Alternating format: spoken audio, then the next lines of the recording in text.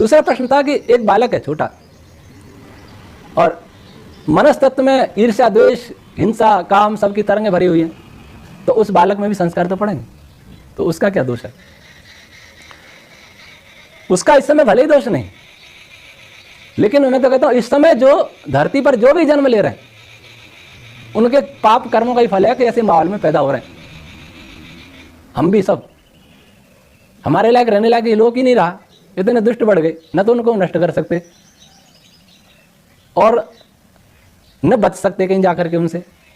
ऐसा आज तक तो पूरा जाल बिछ गया। तो हर बालक अपने संस्कारों को लेके आता है, पुराने कर्मों को। ऋषि आनंद से यही तो कहा कि जो बालक एक मजदूर के यहाँ जन्म लेता है, एक धनवान के यहाँ जन्म लेता है, राजा के यहाँ जन्म लेता है, एक विद्वान के जन्म लेता है, सबके अपने अपने कर्म है। आगे कुछ होता है उसके लिए समाज भी दोषी है, राज व्यवस्था दोषी है। एक तो माता पिता, दादा दादी सबके संस्कार लेके आता है, माँ नाना नानी, पर नाना, उनके भी संस्कार लेके आता है। तो उसके कर्मानुसार ऐसे परिजन मिले उसको और ऐसा संसार मिला। अब उस बच्चे का कर्तव्य तो माता पिता का था। जिस समय वो गर्भ में था उस समय माँ को कैसे विचार रखने चाहिए, माँ को धार्मिक होना चाहिए, पिता को धार्मिक होना चाहिए, आध्यात्मिक। उनका खान पान बहुत सात्विक होना चाहिए। कुछ भी खाएंगे, कुछ भी करेंगे, फिर बाद में बड़ा हो जाएगा हमारा बालक बिगड़ गया, गाली देता है। तुम भी तो गाली देते थे जब गर्भ में था, जब गाली गलौज होती थी, वो भी सुन रहा था अंदर बैठा बैठा। हम सोचते ये कुछ समझता नहीं, अभी मन में तो सुन ही रहते ना, सुनने नहीं, चक्रव्यूह में घुस तो गए। तो कर्मों से मिला।